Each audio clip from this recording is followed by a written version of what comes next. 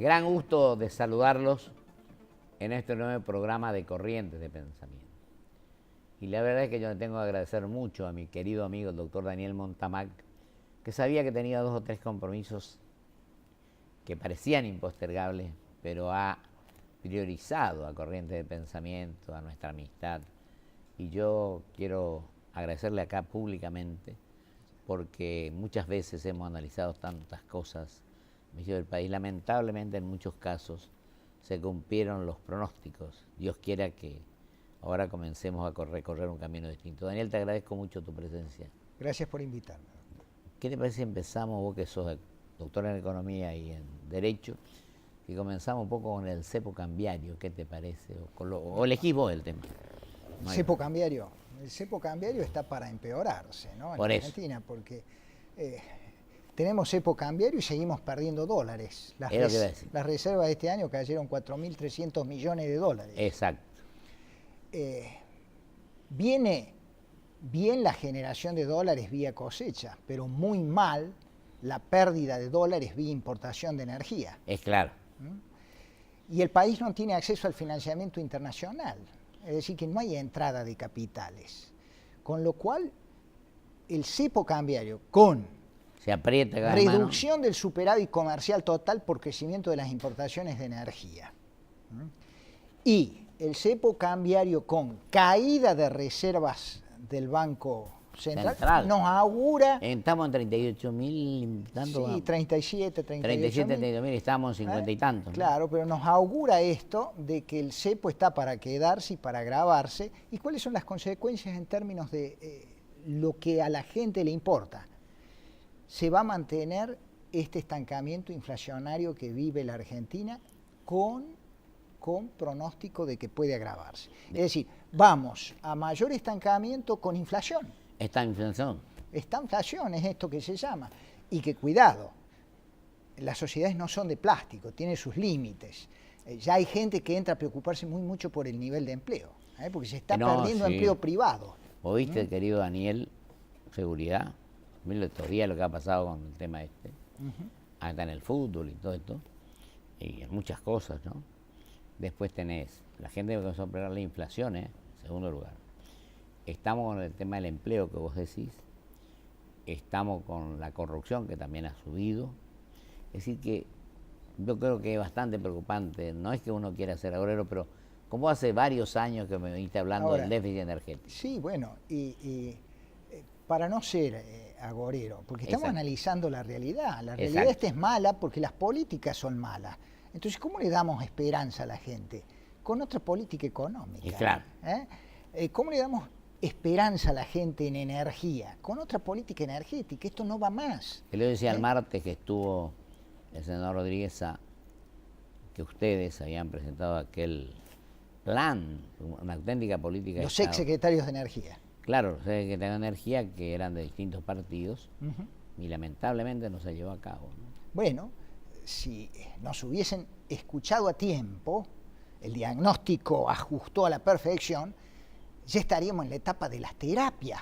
Porque yo creo, doctor, que uno de los problemas que tiene la Argentina es que seguimos diagnosticando el paciente, y el paciente necesita cura, terapia.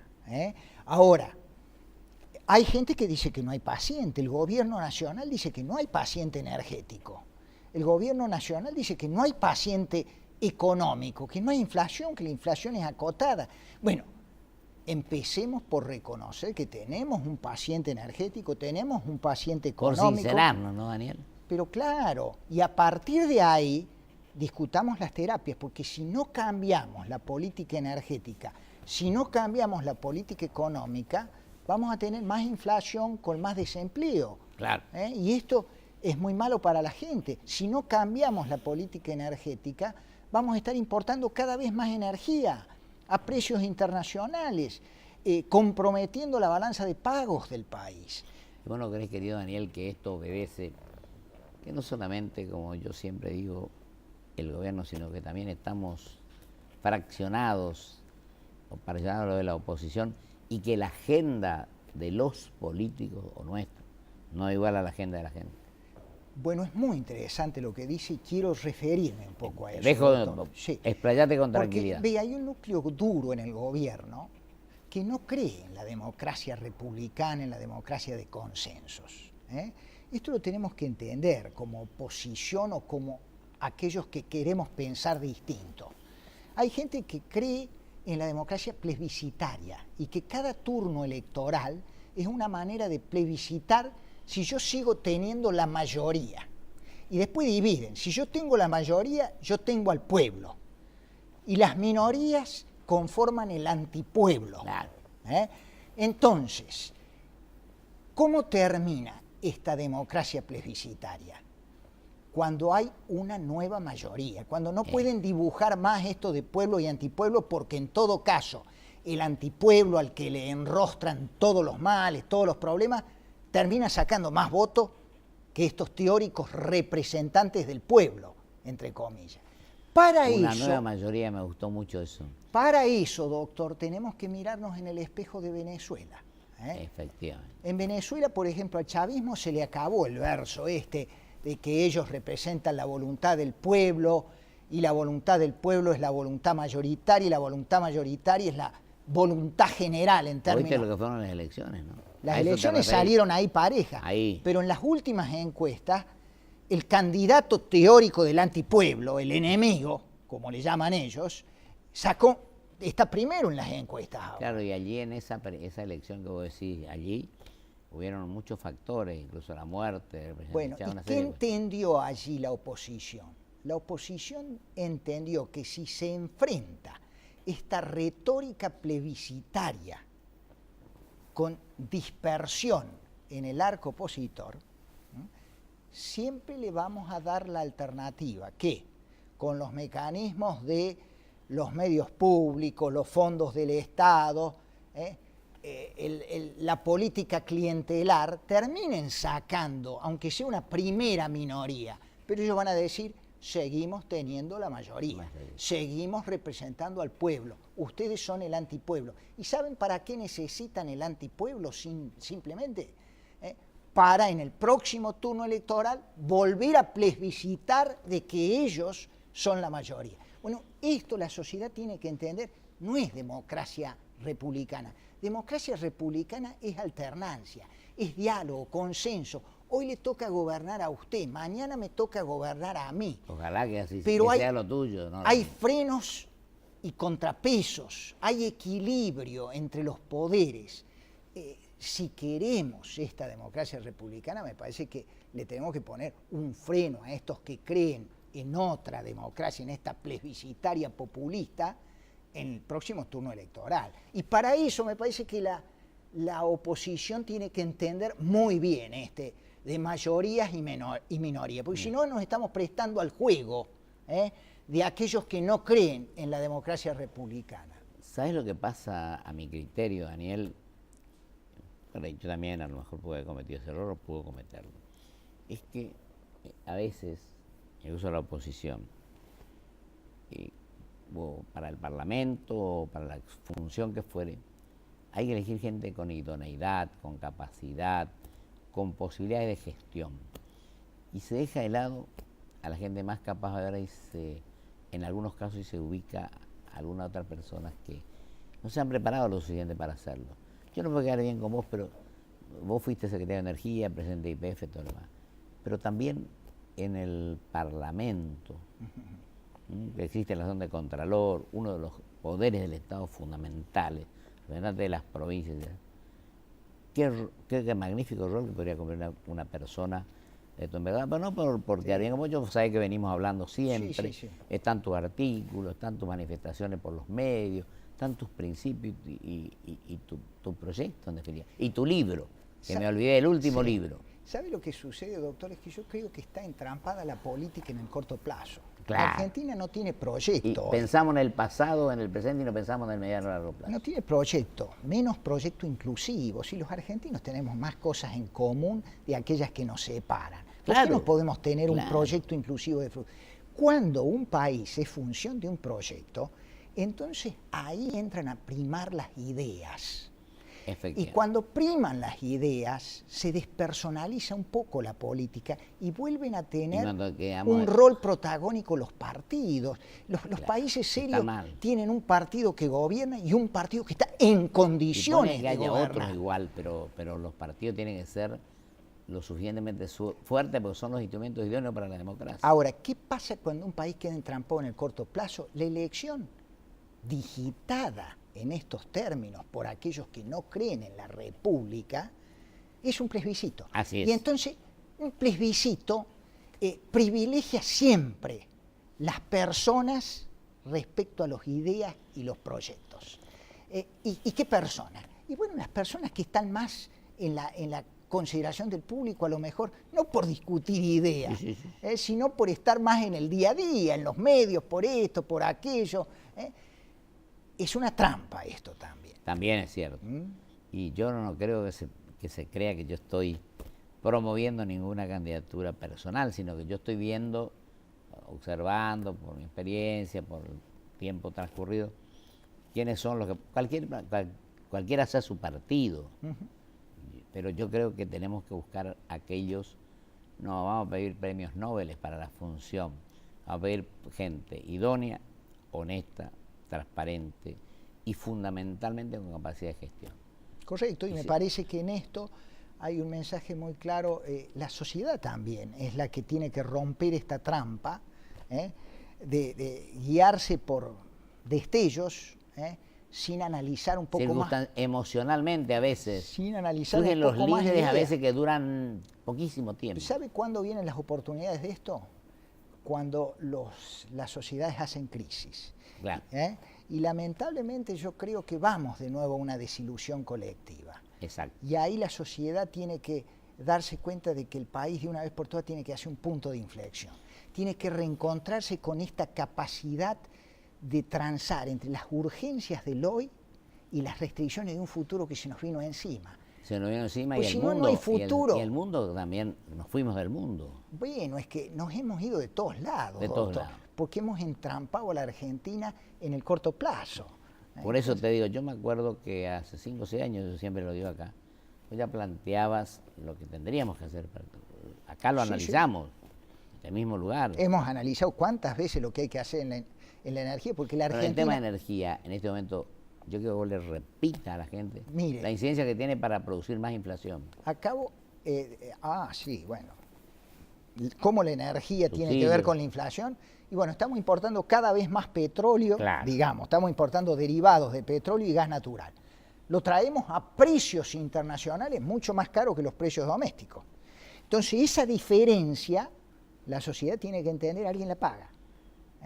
Para que la gente no la pague con el bolsillo de consumidor de gas o de electricidad, el gobierno se lo hace pagar con el bolsillo de contribuyente de impuestos, porque se paga con fondos del Tesoro que se llaman subsidios. Efectivamente. Ahora, cuando esos subsidios no se pueden financiar más con impuestos genuinos, ¿con qué se financian? Con papel pintado, con emisión. Emitiendo. Y emitiendo incrementamos la inflación. Entonces el pobre argentino que cree que la electricidad y el gas es más barato que en la región, porque efectivamente más, sí, pero se tiene que aguantar inflaciones todos los meses que son el doble o el triple de las que existen en los países de la región. Hay más de 10 millones de argentinos que no llegan a fin de mes. ¿Oíste cómo es la situación general? Los salarios, los paros, los problemas. Yo creo que es una reformulación general, ¿no? Tenemos que En ir- materia impositiva, Vea, doctor. en sí, materia previsional, Sí. en todo esto, ¿vos no crees que hay que hacer eso? Mire, hay que darle esperanza a la sociedad. no. La Argentina, hoy acaba de publicarse un informe reciente del Departamento de Energía de los Estados Unidos, relevando de nuevo las riquezas de gas no convencional y de petróleo no convencional en el mundo. En gas no convencional antes estábamos tercero en el mundo, ahora estamos segundo. En recursos potenciales. Potenciales. En petróleo, ahora estamos en el quinto y sexto lugar de petróleo no convencional. Antes no figurábamos. Estamos hablando de 27.000 millones de barriles cuando el país, reservas probadas, tiene 1.500. Es decir, hay una riqueza inmensa en este país Ahora que me dijiste potencial. esto, querido Maniel, ¿cómo está el tema YPF? Bueno, YPF, Vos lo dijiste al comienzo, por eso YPF quiero... sigue débil porque no tiene acceso al financiamiento No hay inversión, internacional. ¿no? La gente no se quiere asociar, tiene un problema en su génesis con Repsol que no ha solucionado. Eso te iba a decir, ¿cuánto habría que haber recaudado, que se le dijo al licenciado Galucho, creo que es, y cuánto logró recaudar? No, bueno, digamos, YPF necesita planes de inversión de 7.000, 8.000 millones de dólares. ¿Y cuánto logró? Y el año pasado logró 2.100, Por eso. pero secando la plaza interna. Y solucionaron algún problema con incremento del combustible, ¿no? Sí, claro, pero mire, YPF tiene acceso a esas reservas de las cuales estoy hablando que son Claro. potenciales. Y hay muchísimos inversores interesados en eso, porque hay capitales disponibles, la tecnología está disponible. ¿Por qué no vienen acá? Por las políticas, Claro. por la política energética, la política. Tenemos que cambiar las políticas. Porque Si no no existe cambiamos confianza, las ¿no? políticas, no vamos a tener inversión, vamos a seguir teniendo inflación y vamos a tener más desempleo. ¿Y cuánto le estamos pagando hoy a Bolivia? A 12 y Bolivia le pico. estamos $11 el 11, millón de 12 BTU, dólares. la unidad técnica, y en las cuencas nuestras lo seguimos remunerando alrededor de $2.80 el millón de BTU, la unidad, es decir, que como 4 veces menos, ¿no? Y la política financiera, vamos a otra faceta de economista, ¿cómo estás viendo? La Es decir, política el financiera. banco, la gente, el productor. Ahí hubo una manifestación del campo estos días. Bueno, es que el campo está recibiendo el dólar oficial menos retención. Está recibiendo Por eso digo. un dólar de 3.80 y entonces los chacareros ven el dólar blue que está a 8 y pico y dicen, ¿cómo es esto? Y nosotros tenemos que generar dólares para pagar importaciones de energía. Porque las importaciones de energía representan, hoy se llevan el 45% de los dólares que genera la cadena agroindustrial. Entonces, algo está pasando, algo no anda, no cierra. Y usted lo dijo, esto cierra contra un programa económico serio, antiinflacionario, contra una política energética nueva que traiga capital y nos permita desarrollar todas estas potencialidades, y entonces vamos a tener empleo y vamos a tener un país que está a la altura de las circunstancias y que puede reintegrarse al mundo, porque es un país, como usted lo dijo, Que en poco tiempo está podríamos fuera del lograrlo, mundo. ¿no? Está fuera. Está fuera del Y mundo. ahora vamos a tu carácter de doctor en Derecho.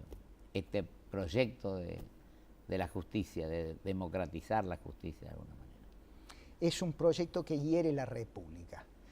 La justicia no anda Un bien. golpe muy fuerte al republicano, ¿no? Claro, Sistema republicano. no anda bien la justicia en una serie de temas y necesita obviamente ayornarse la justicia, pero no de esta manera. Esto no es democratizar la justicia, esto es politizar la justicia. Totalmente. Y si se politizó politiza antes también, si se claro. politiza la justicia, doctor, terminamos con la República y el Estado de Derecho. Sí, Yo soy democrático y republicano. Yo soy de la República del diálogo y de los consensos. Y yo creo, comparto lo tuyo, yo me opuse al incremento de números de miembros de la Corte en su momento. Digo que ni se tiene que politizar la justicia, ni judicializar la política. Perfectamente de acuerdo. Perfectamente. Yo creo que esa es la verdad. Y hablamos hoy del tema de la inflación. Y el descreimiento de la gente es real. En una última encuesta yo vi que él cree que le va a ir mejor económicamente el 9,7. Sí. Y el 44,9 creo, Sí. cree que le va a ir peor. Y creo que no podemos crear este clima de escepticismo y de pesimismo, sino que teníamos que tratar de brindarle a la gente mayores posibilidades. Tenemos 4 minutos todavía, 3. Bueno, yo creo si que podemos avanzar. entre los que se proponen como alternativa al proyecto oficial, y va a haber elecciones este año, tienen que plantear un mensaje muy serio en materia política institucional. Estamos por la Constitución, no estamos por esta reforma del Poder Judicial, pero también tiene que haber ideas muy claras en materia económica y en materia social, en temas seguridad. También la oposición, ¿no? Pero claro, porque tenemos que plantear las alternativas. Hay pedacitos por todos lados. Claro, y tenemos que lograr, vuelvo a insistir, doctor, en estos temas básicos, ciertos mínimos consensos, traducir esos mínimos consensos en políticas de Estado, una política de Estado para la seguridad, para la educación, una política de Estado en materia institucional. Pensando en la Argentina del 2040. Política de Estado en materia energética para que la Argentina se reencuentre con el largo plazo. Porque si no hay largo plazo, ¿qué vamos a hacer de nuestros hijos? Totalmente, totalmente. Y todo esto que se está haciendo en realidad es pensando un poco en las nuevas generaciones, pero tenemos que ver acá que hay 1.400.000 jóvenes que no estudian ni trabajan. Correcto. ¿Qué opinas de eso, Daniel? Es serísimo, porque estamos hipotecando el futuro. Efectivamente. La verdad que esos jóvenes van a repercutir en el futuro argentino tan o más seriamente que en el presente argentino. Claro, porque nosotros hemos cumplido una etapa, no es que nos sigamos luchando, pero creo que las futuras generaciones son las que están esperando respuestas claras y concretas. Ahora, lo mínimo que tenemos que empezar a darle a esos jóvenes es esperanza. Claro. La esperanza se las damos con otro proyecto país. Este proyecto populista y de democracia plebiscitaria a mí no me gusta. Yo quiero un proyecto moderno, progresista y de democracia republicana. Y creo que tenemos que ser claros. De buscar el crecimiento con el desarrollo, ¿no? Pero claro. El otro día habló el Santo Padre, habló a los jóvenes, cuando ellos participen en política, pero pensando en el bien común. Antes nos dijo a nosotros, a los no tan jóvenes. Yo creo que esto es lo que tenemos que tratar. Y lo que vos hablaste de la esperanza, que ya me dijo la otra vez, no se dejen robar la esperanza. Por supuesto. Pero nos quedan, para que redondee, querido Daniel, vos que tanta claridad tenés, tenemos un minuto. A lo mejor ¿Qué decís en este año electoral? ¿Qué le decís a la ciudadanía? Un mensaje a la ciudadanía. La ciudadanía vuelve a reencontrarse con la posibilidad del cambio cuando vota. Efectivamente. Bueno, a la sociedad que quiere un cambio, valorice su voto. El voto en este 2013 es clave. Va a haber distintas ofertas electorales. Tenga en cuenta en esas ofertas electorales aquellos que le ofrecen democracia, república y quieren discutir un plan de desarrollo económico y social que genere empleo sin inflación. Y para el mediano y largo plazo pensando en eso, ¿no? Pero por supuesto, es un plan para el mediano y el largo plazo. Al que le siga ofreciendo populismo para hoy, bueno, ya el futuro se nos vino encima. Daniel, muchísimas gracias por todo lo que has manifestado, por todo lo que estás haciendo y por último, Genia Escala, por haber estado hoy con nosotros en Corrientes de Pensamiento. Ha sido un muchísimas gusto. Gracias. Un gusto. Vamos a un corte y vuelvo con mis conclusiones.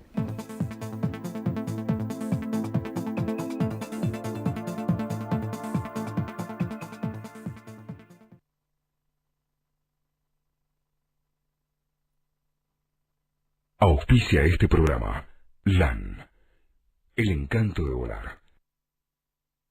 Grupo Petersen, desde 1920, construyendo el país.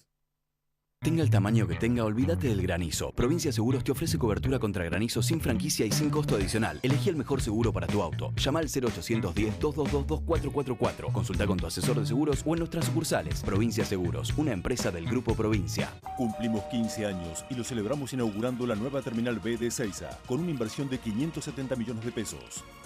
Aeropuertos Argentina 2000. Soñamos con vos. BBVA Francés. Por un futuro mejor, siempre. Adelante. Porque lo querés de verdad, lo cuidas mucho y tratás de que no le pase absolutamente nada. Pero él ya está grande y es hora de que tenga su propio auto.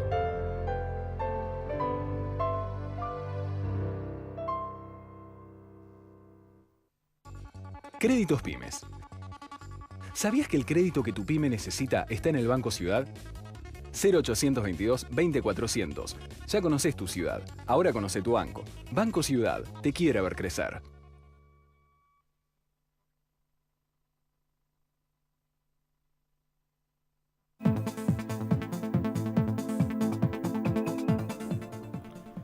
Me resulta sumamente grato, lo tengo que decir con total convicción y y claridad cuando participa en este programa, lo ha hecho varias veces, mi querido amigo el doctor Daniel Montamac.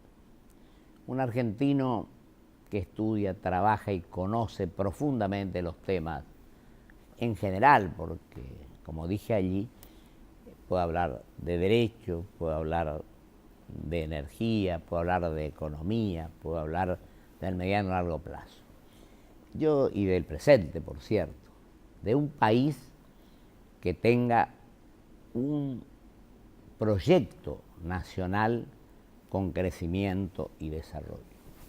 Y cuando escucho las manifestaciones, este análisis, me surgen distintos pensamientos, profundas convicciones también, que entre todos, en lugar de confrontar, tenemos que tratar de buscar los puntos de coincidencia. Tengo apenas 1 minuto y medio, pero debo decir que cuando veo las encuestas que ocupa en primer lugar la seguridad, que la inflación ya alcanzó la preocupación de la gente porque provoca, es como si el cáncer que corroe el bolsillo de los menos humildes, creo que está en el 60% de la preocupación de la gente, cuando hay 10 millones de argentinos que no sabemos cómo llegan. Y acá tenemos que asumir el compromiso y tenemos que decir las cosas como son. Nadie puede creerse dueño de la verdad. Hay culpas concurrentes en este aspecto. Y siempre hay tiempo, no tiempo desmedido, ya tendríamos que estar ayer o antes de ayer, a hacer las cosas de la mejor manera.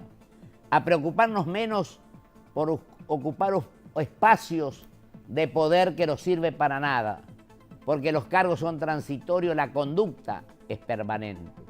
Y tenemos otro dato, la inclusión social que no existe, oposición, oficialismo, como fuere. Y tenemos por último, esto que me preocupa fundamentalmente, el 9, y tantos % de los argentinos que no le va a ir mejor económicamente. Mejor dicho, cree que le va a ir mejor económicamente. Y el 44 y pico % cree que le va a ir peor. ¿Por qué no buscamos entre todos la forma de transmitirle a la sociedad, no solamente transmitirle, sino a llevar adelante un proyecto de país que permita superar este problema y provoque el bienestar general? Porque esa es nuestra obligación, ese es nuestro compromiso como seres humanos, porque antes que dirigentes, que funcionarios, que presidentes, que gobernadores, que legisladores, somos ciudadanos, pero somos seres humanos. Pensemos, como lo dije varias veces, en el prójimo. Esa es nuestra obligación y ese es nuestro compromiso. Dios así lo quiera. Y como dijo hoy el doctor Montamac, no dejemos de que nos roben la esperanza. Muchísimas gracias. Hasta el próximo programa, si Dios quiere.